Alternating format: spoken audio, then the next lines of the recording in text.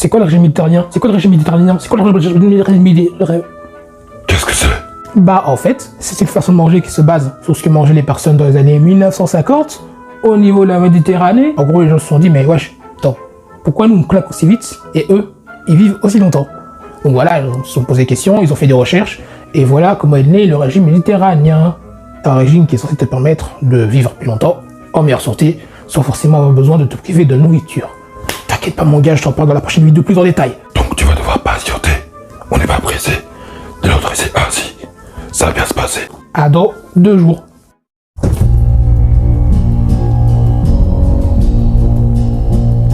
De quoi se compose le régime méditerranéen? Pour commencer, vous aurez des fruits, des légumes, la base, t'inquiète pas, y a pas que ça. Des graines entiers, du poisson, des bonnes huiles, comme par exemple l'huile d'olive, et une variété d'épices. Dans la catégorie à consommer avec modération, on aura tout ce qui est les œufs, la viande, le fromage par exemple. Et dans la catégorie j'ai failli dire à fonctionner, mais non, à consommer de façon occasionnelle, on aura tout ce qui est les boissons sucrées, les desserts, le sucre, le sel, quoi. Bon, en gros, tout ce qui est pas terrible. Mais le régime méditerranéen n'exclut pas le fait que tu peux faire des compromis. Et le régime méditerranéen s'accompagne aussi de sport, parce qu'en fait, c'est un peu un mode de vie, en fait. Bien manger et faire du sport. Être active, voir du monde, bref, c'est toutes des petites règles comme ça du régime méditerranéen, au-delà de la nourriture.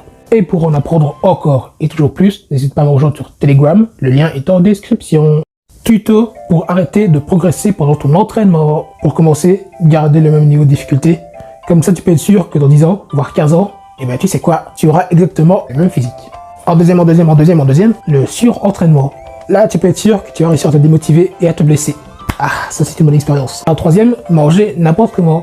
Avec ça, t'inquiète pas mon gars, ton physique, il sera pas carré, il sera rond.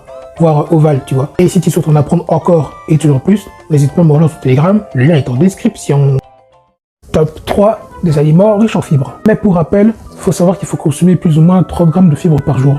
Bien sûr que ça va dépendre de plusieurs facteurs. Par exemple, les personnes âgées et les personnes vraiment pas âgées ont besoin de beaucoup plus de fibres.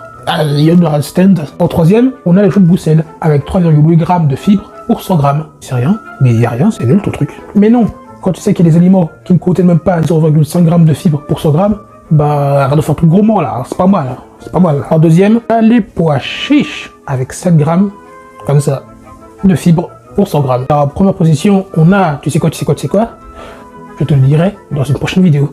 Parce qu'il pèse tellement dans le game des fibres qu'il mérite sa propre vidéo. Par contre, rien ne t'empêche d'essayer de deviner quel sera cet aliment en commentaire. Quel est l'aliment qui contient le plus de fibres? Et ouais, tu tires des passes, hein. Roulement de tambour. Et t'as vu, je suis pas en slip. Il commence à faire froid pour faire des vidéos en slip, donc voilà. Graines de chia.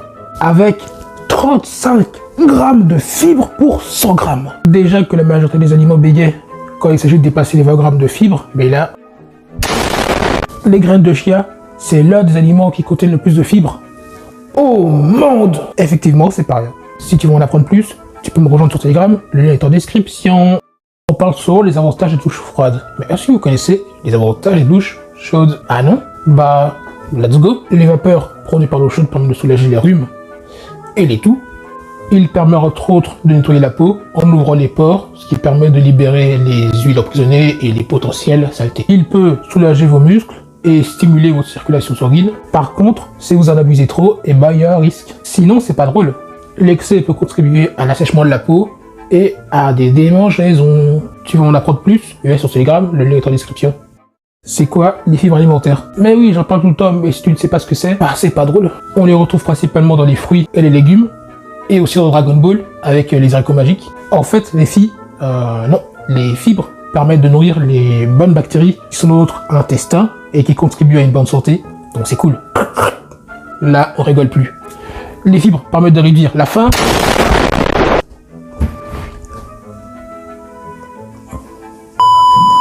la glycémie et le taux de cholestérol. Non. Et si tu souhaites en apprendre plus, tu peux me rejoindre sur Telegram. Le lien est en description.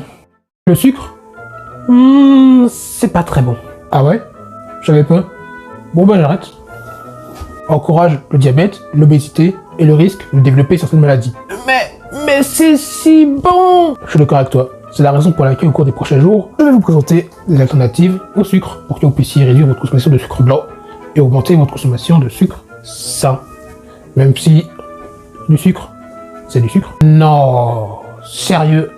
Et franchement, abonnez-vous, ce game apprend tellement de trucs. Abonnez-vous, abonnez-vous. La stevia.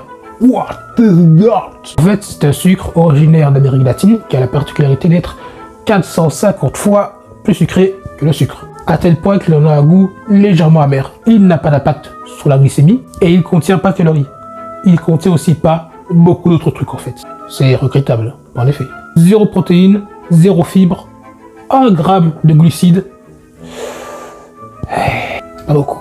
La stevia, c'est cool pour donner du goût à vos préparations. Par exemple, si tu fais du thé, bah, à la place de mettre du sucre, tu mets de la stevia. Si tu fais du gâteau, à la place de mettre du sucre, tu mets de la stevia. Mais au niveau nutritif, bah, ça va pas vous apporter grand chose. Si tu souhaites en apprendre plus sur la stevia, tu peux me rejoindre sur Telegram. Le lien est en description. Le miel, avantage. Le miel, avantage. Le miel, avantage. Le miel. Pour la petite histoire, en fait, le miel, c'est de la bave d'abeille mélangée à du nectar de plante. Donc, techniquement, quand vous mangez du miel, bah, vous mangez de la bave d'abeille aromatisée à la plante, d'une certaine façon. Ok? Le miel contient pas mal d'antioxydants. Et en plus, si vous faites un mélange miel, gingembre, thé, bah, ça fait un super remède pour les maux de gras. Et les rhumes aussi. Par contre, bah, 100 grammes de miel, bah, c'est l'équivalent de 100 grammes de sucre. Et en plus, 100 grammes de miel, c'est 20% moins sucré que du sucre blanc. Donc voilà, on peut pas tout avoir non plus. Tu veux en apprendre plus sur la bave d'abeille mélangée au nectar de plantes? Bah, viens sur Telegram, le lien est en description. Le xylitol. À tes souhaits. What is that? C'est une alternative au sucre qui a quasiment la même apparence, le même goût, à la différence près qu'il contient 40% moins de calories que le sucre blanc, et en plus, il n'a quasiment aucun impact sur la glycémie. En plus, c'est un sucre qui contribue à la santé de vos dents. Un sucre qui soigne les dents. Ah ouais, effectivement, c'est pas banal. Pour s'y prendre, il va affamer les bactéries qui se trouvent dans notre bouche. Tu veux en apprendre plus sur le xylitol? Viens sur Telegram, le lien est en description.